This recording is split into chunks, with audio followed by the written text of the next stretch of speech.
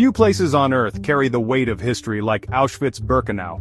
Between 1940 and 1945, this became the epicenter of humanity's darkest hour.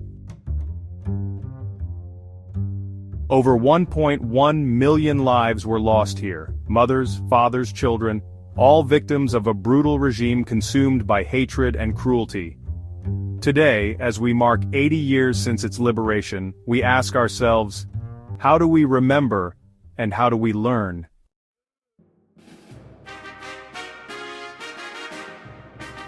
In 1940, amidst the chaos of World War II, the Nazis established Auschwitz as a concentration camp for political prisoners.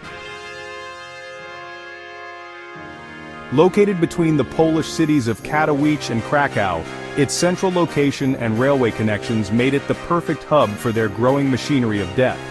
What began as 22 barracks expanded to 28 within months. Watchtowers, barbed wire, and electric fences surrounded the camp, turning it into an inescapable fortress. By 1942, Auschwitz had been transformed into an extermination camp, a cold, calculated engine of genocide.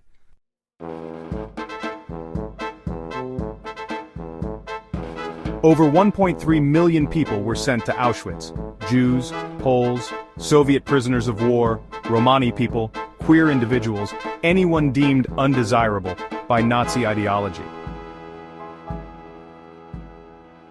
Deception was the first weapon of this horrific system. Families were told they were being relocated to a better life. They were instructed to bring only the essentials, only to have everything taken from them: gold, valuables, glasses, clothing, and even their hair, which was used to make fabric for mattresses and uniforms. But nothing could prepare them for what awaited. Most were sent directly to the gas chambers where Zyklon B suffocated them in minutes. Those who survived the selection process faced forced labor, disease, starvation, and unimaginable cruelty. Escape was nearly impossible, and hope was a fragile thread.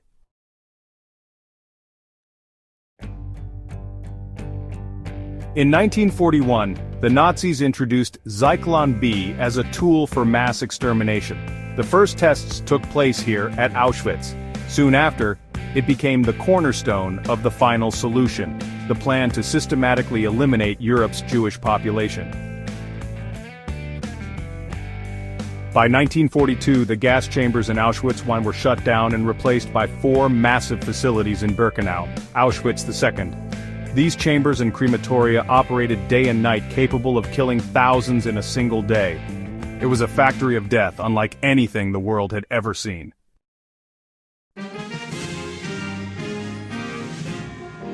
On January 27, 1945, the Soviet army liberated Auschwitz. They found 7,000 survivors, skeletal and barely alive, and the remnants of a system designed to erase millions. Among the survivors were 200 children, orphans of a genocide that had claimed over 6 million lives. The Nazis had destroyed much of the evidence, but the horrors could not be hidden. The world learned of the unimaginable: gas chambers, crematoria, and warehouses filled with human belongings. The Auschwitz Memorial now stands as a UNESCO World Heritage Site, visited by 2 million people every year. It is a place of mourning, reflection, and education. But it also poses a question: how do we ensure this never happens again?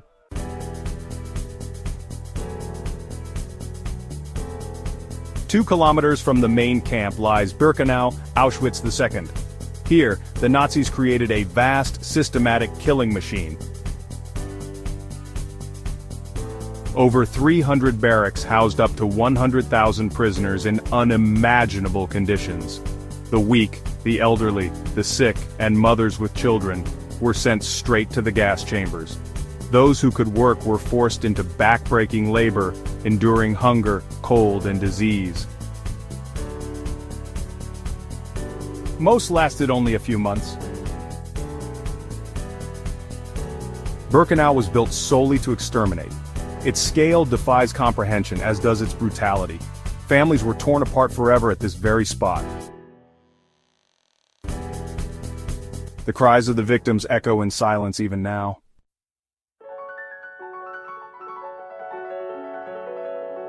Auschwitz-Birkenau is more than a memorial. It is a warning, a stark reminder of the consequences of hatred, indifference, and the dehumanization of others. As we reflect 80 years later, this place compels us to confront the darkest parts of human history, and perhaps ourselves. It asks us to stand against discrimination, challenge prejudice, and fight for a world where such atrocities are not only unthinkable, but impossible.